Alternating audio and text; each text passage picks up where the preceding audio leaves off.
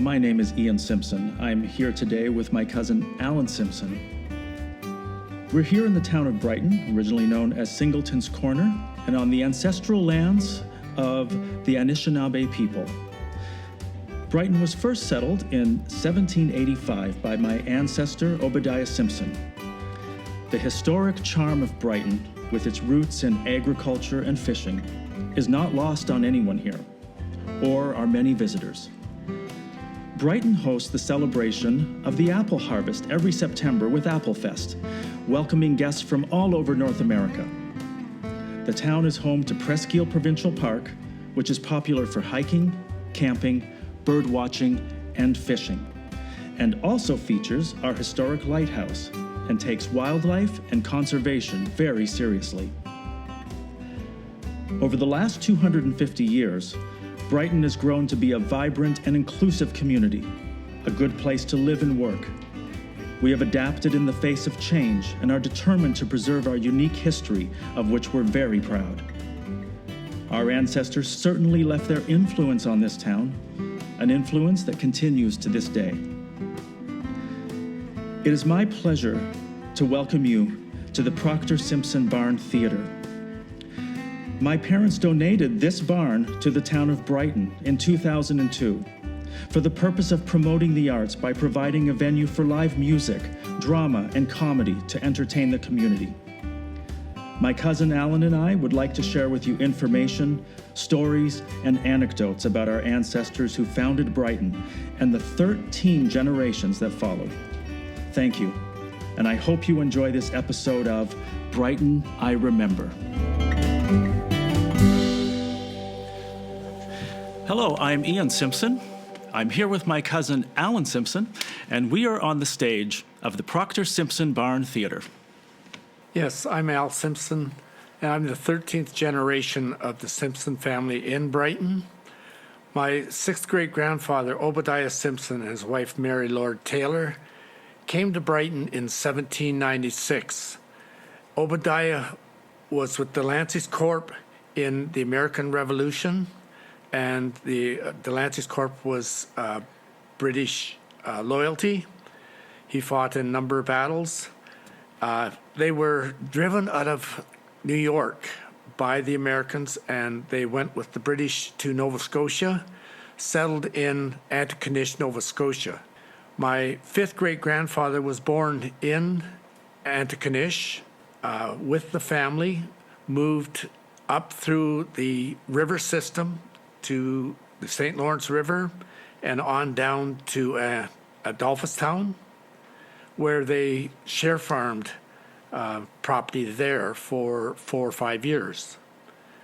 In 1796, in February, Obediah and his son John come up the Bay of Quinte with a team of oxen to what is now Carrying Place area, and then on through to Brighton, which at the time was Crammy Township, to the land grant that they'd received at second concession in Crammy Township. John stayed there the rest of the winter until his family come back up to him in the spring by boat. After arriving at their property, they built a shelter for the animals and for John, who would spend the next 12 weeks in the wilderness by himself, while his dad went back to Adolphustown to bring the rest of his family with them. As you can see, my cousin Allan is the historian of the family. He has loads of information. So Allan, if I get lost, you can just chime in. So John Simpson was the son of Obediah. He obviously survived those 12 weeks in the wilderness because when he grew up, he married a woman named Sophia Nix. John Nix is somehow associated with the Proctor ghost, but more on that later. Obediah had been left a 200-acre crown grant. Years later, John Simpson had a portion of that land which he sold to John Nix. 3 years later, it was sold back to John Simpson. In around the 1850s, a house that John started to build, he either built part of it or all of it on Simpson Street, which is now labeled as a heritage house as 61 Simpson Street. Across the street there is a piece of land that my ancestors had, which got passed down through the generations, and now I live there. John Proctor made his fortune by running steamer ships across to Rochester, New York. Apparently not all of those runnings were legal. This was during the time of Prohibition, so a lot of alcohol was coming over. With that extra money that he made, he would give out loans to people in the community. One of those loans was to John Nix. Sophia Nix was the daughter of John Nix, who, if you recall, was married to my ancestor, Sophia Nix Simpson, who was married to John Simpson. Lots of Johns. Shortly after John Nix took that loan, he became gravely ill, and John Proctor went to his deathbed and foreclosed on him.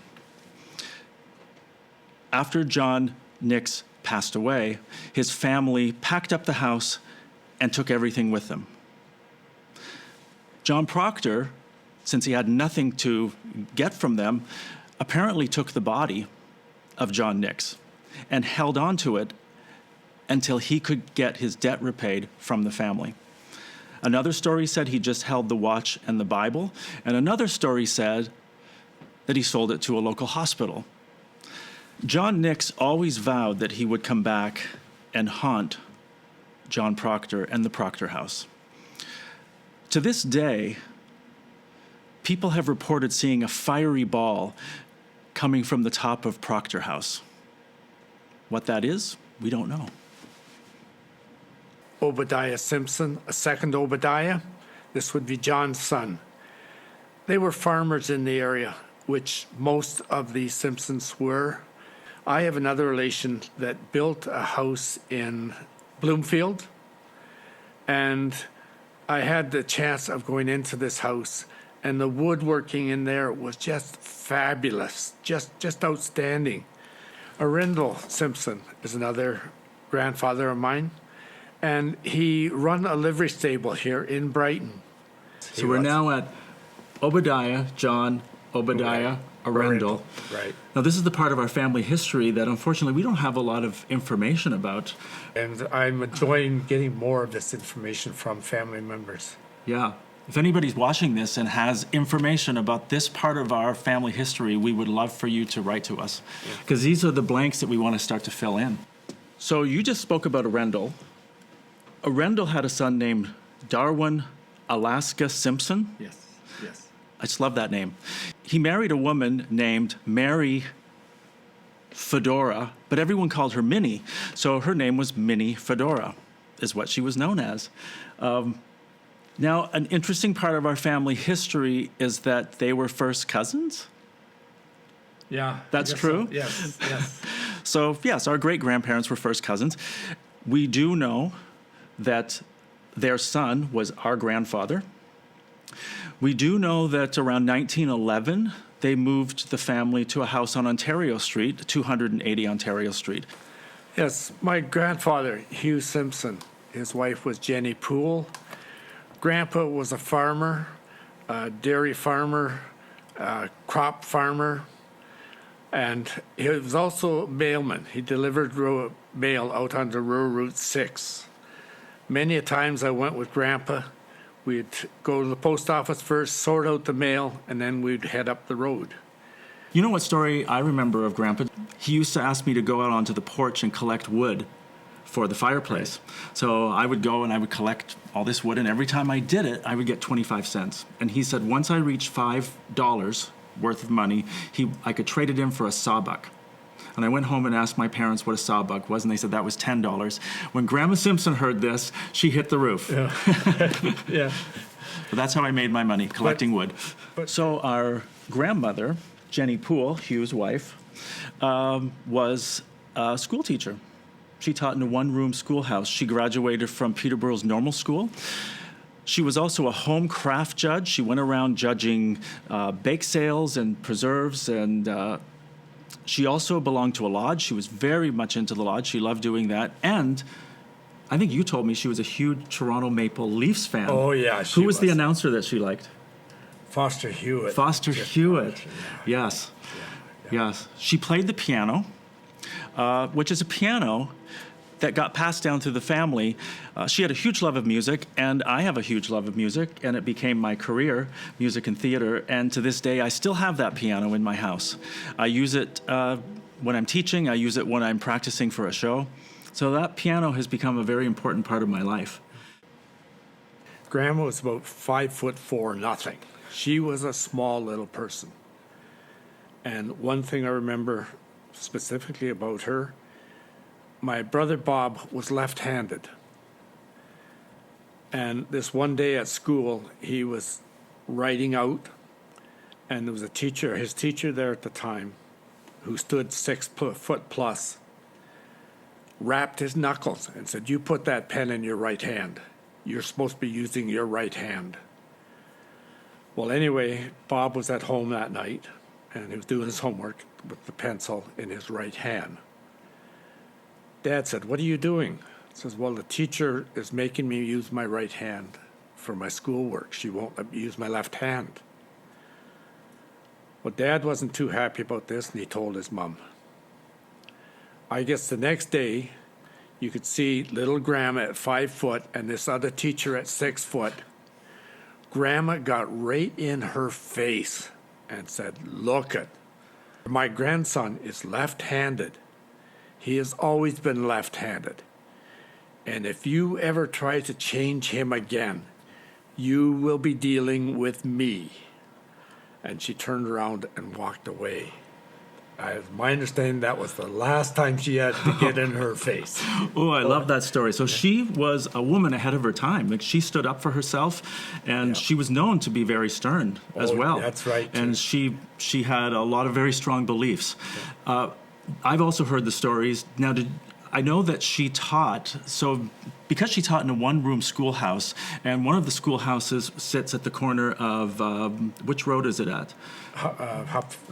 Union Road. Union Road. Yeah, it was a one-room schoolhouse at Union Road. But because there was really only 1 or 2 schools in the area, our own family members would have her as a teacher. So I know our cousin May said that, now at that time, May said that she was going to school at the Nesbitt factory. Right. So I think the schoolhouses must have moved around. And I think she tried to call her Aunt Jenny, and she said, "No, you call me Mrs. Simpson."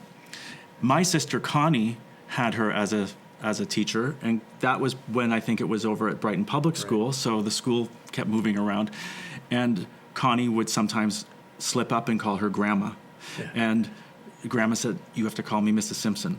But Connie always said, I always thought this was funny, maybe not funny for Connie, but she said if she got in trouble at school from Grandma, she would be in double trouble because Grandma would tell our dad, and then Connie would get home, and then she'd get in trouble a second time from our dad.